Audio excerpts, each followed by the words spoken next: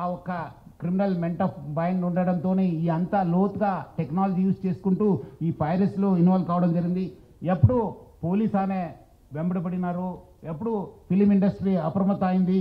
ఆమె ఉన్న మన ఇండియన్ సిటిజన్షిప్ కూడా మనము ఆమె గివప్ చేసి ఆమె ఇప్పుడు ఈ Saint Kitts and Nevis country ఒక సిటిజన్షిప్ కూడా తీసుకున్నారని. Saint Kitts and Nevis country Caribbean ఐలాండ్స్లో ఉన్న ఈ ఒక్క కంట్రీని ఆమె తీసుకున్నారు.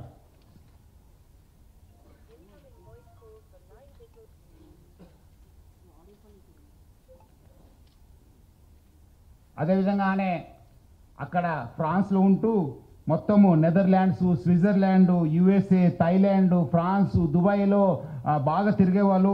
సో మొత్తం ఆమె ఈ ఒక్క వెబ్సైట్ డెవలప్మెంట్లో, డిజైనింగ్లో, హోస్టింగ్లో చాలా అంటే చాలా ఎక్స్పర్ట్. అంటే చాలా సంవత్సరం నుంచి ఆ ఒక విద్యాన్ని నేర్చుకొని ఈ ఒక నాలెడ్జ్ని పెంచుకొని అంతా ఐబొమ్మ బొప్పం టీవీని ప్రమోట్ చేయడం జరుగుతుంది. 2019 నుంచి ఈ ఒక ఐబొమ్మ వెబ్సైట్ని స్టార్ట్ చేసి మొత్తం అనే సర్వర్స్ అంతా అమెరికా, స్విట్జర్లాండ్స్లో పెట్టడం జరుగుతుంది, నెదర్లాండ్స్లో పెట్టడం జరుగుతుంది. మొత్తం అనే 110 డొమైన్స్ని ఆయన పర్చేస్ చేశారు. పోర్క్ బన్ కంపెనీ అని చెప్పి దాని ద్వారా ఆయన 110 డొమైన్స్ని పర్చేస్ చేయడం జరుగుతుంది.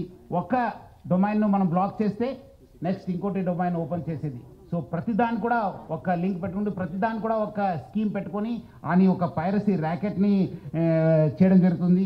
అదేవిధంగా మనము ఓటీటీ ఫిలిమ్స్లో ఉన్నది కూడా ఆయన యూస్ టు మంచి క్వాలిటీ చేసేసి ఆయన అప్లోడ్ చేసేవాడు ఆయన ఒక వెబ్సైట్లో. దానివల్ల కూడా బాగా కొత్త టెక్నాలజీ యూస్ చేసుకొని స్క్రీన్ రికార్డింగ్ చేసి దాన్ని కూడా ఎడిట్ చేసి ఈ ఒక మూవీస్ అన్నీ కూడా అప్లోడ్ చేసేవాడు. అదేవిధంగా కొత్త మూవీస్ కూడా సీక్రెట్ కెమెరాస్ పెట్టి టెక్నాలజీ యూజ్ చేసి కొంచెం హై ఎండ్ టెక్నాలజీ యూజ్ చేసి కూడా ఆయన రిలీజ్ చేసేవాళ్ళు. ఇదంతా కూడా ఆయన ఒక టెలిగ్రామ్ ఛానల్ని యూజ్ చేసుకొని ఈ ఒక పైరసీ ర్యాకెట్ని ఆయన రన్ చేయడం జరిగింది.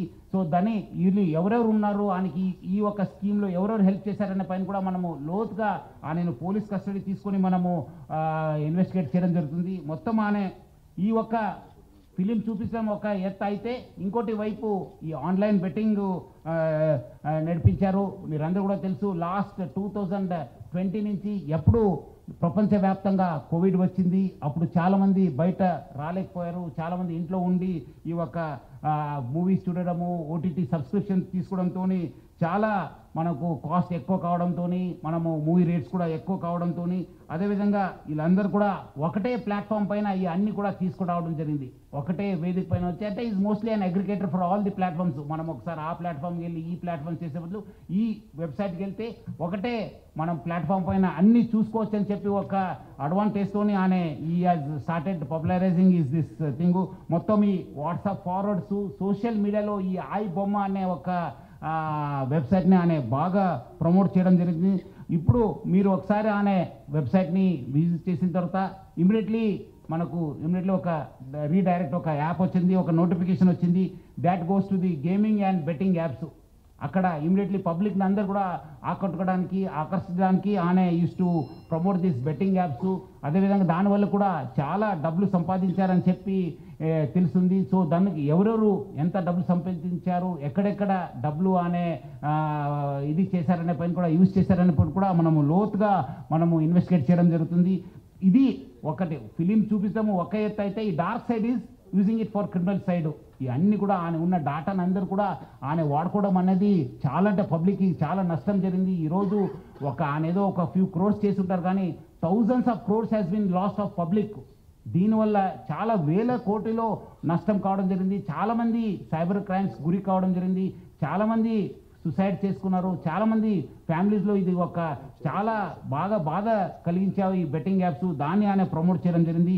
అండ్ ఆల్సో ఆయన అంతా సర్వర్స్ బయట యుఎస్ఏలో, నెదర్లాండ్స్లో, స్విట్జర్లాండ్స్లో పెట్టి ఫిజికల్ సర్వర్స్ని అక్కడ పెట్టి ఆయన ఆపరేట్ చేయడం జరిగింది. దానివల్ల కూడా మనకు లా ఎన్ఫోర్స్మెంట్ ఏజెన్సీకి చాలా అంటే చాలా ఛాలెంజ్ అయింది. బట్ ఎంత